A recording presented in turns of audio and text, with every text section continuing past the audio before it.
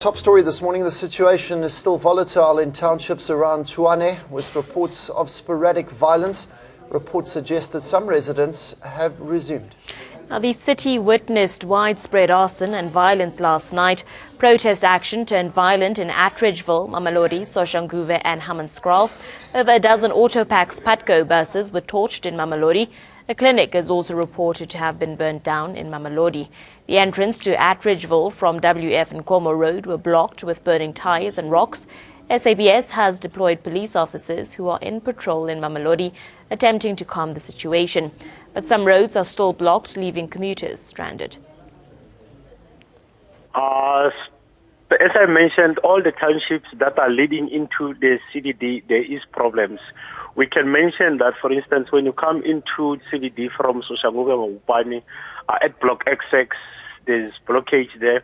From Haranku at old the old Bundu Inn Road, there's also delays there. That road is completely closed from Mamelodi, Mahube Valley and Denepuom, Zamaya Street into CBD. It's completely closed from Hammanskraal. Can mention R101 and Molefe Makinta Road leading into the CBD. That road is also completely closed. As I'm saying, all the streets that are leading into CBD this morning, we have problems. And we just received reports again that now at Stingwater in Hammanskraal, 2 buses have been burned and a truck. And we just received another report that in Hebron, just near to Harankuwa area, another buses there were burned. We are sending our motor police officers just to establish, or to confirm those reports. We are saying to the motorists, they should be extra careful for today. It's quite hectic when coming into Tshwane. Well, joining us now on the phone line, ANC reporter Lerato Motsa. Good morning to you, Lerato. Just describe the scenes there. You're unable to even get out of Hammanskraal to come to work. I must say, Peter, that it's actually difficult getting in and out of Hammanskraal this morning. The protesters have actually blocked all the major routes leading into the area. That is the R101, including the N1, where they've blocked the Pumlani Plaza.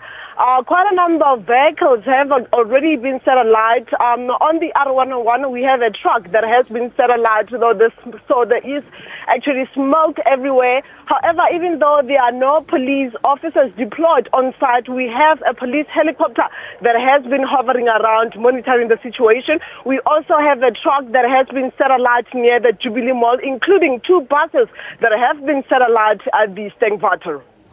Lerato, I don't know if you've gotten a chance to interact with some of the residents there, but what is the word on the street? What is the bone of contention? And why do residents feel the need to take this sort of violent action? Of the people that we already spoke to, Abigail, we understanding that they are saying that they are actually against the ANC for actually imposing, for what they say is imposing Toko Didiza as a mayoral candidate for them. They are saying that they would understand if the ANC would be able to impose somebody that is actually a leader from the area who's familiar with issues around Tshwane, as compared to somebody who's actually from KZN.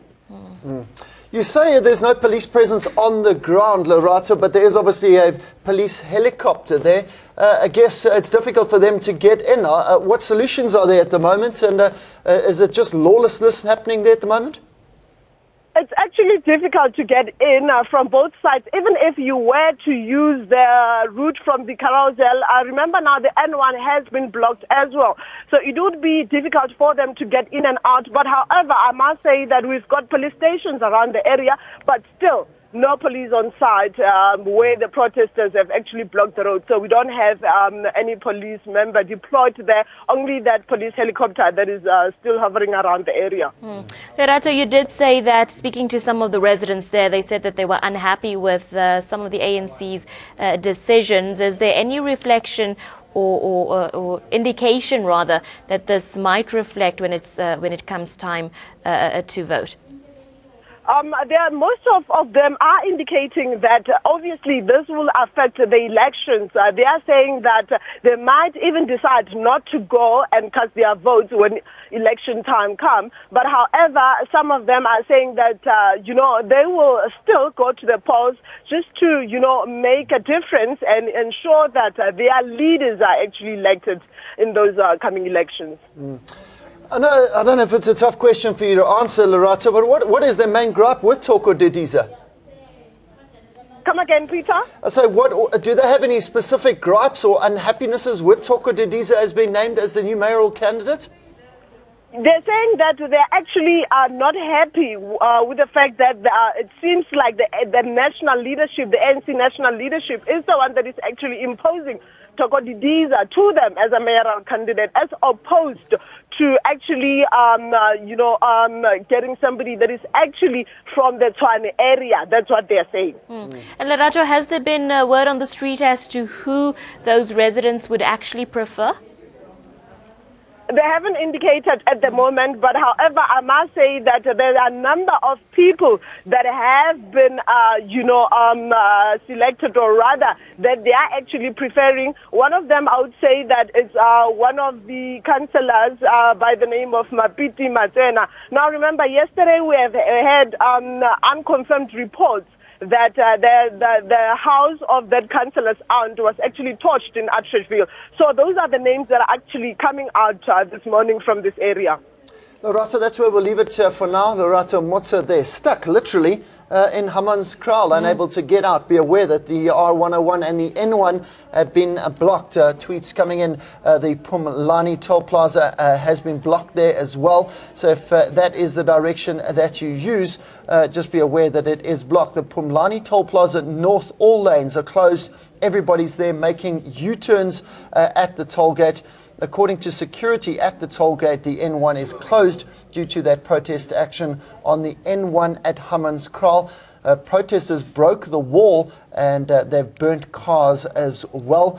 And the Bakwena N1, N4 protest action there. The N1 Hammanskraal North and South ramp, their plazas are closed due to that protest action. And we also know that there are public transport issues, as well as a number of buses were burnt overnight into this morning. So just to prepare yourself for some tough times on the road this morning. We will keep you up to date with regards to any traffic issues and public transport issues as well.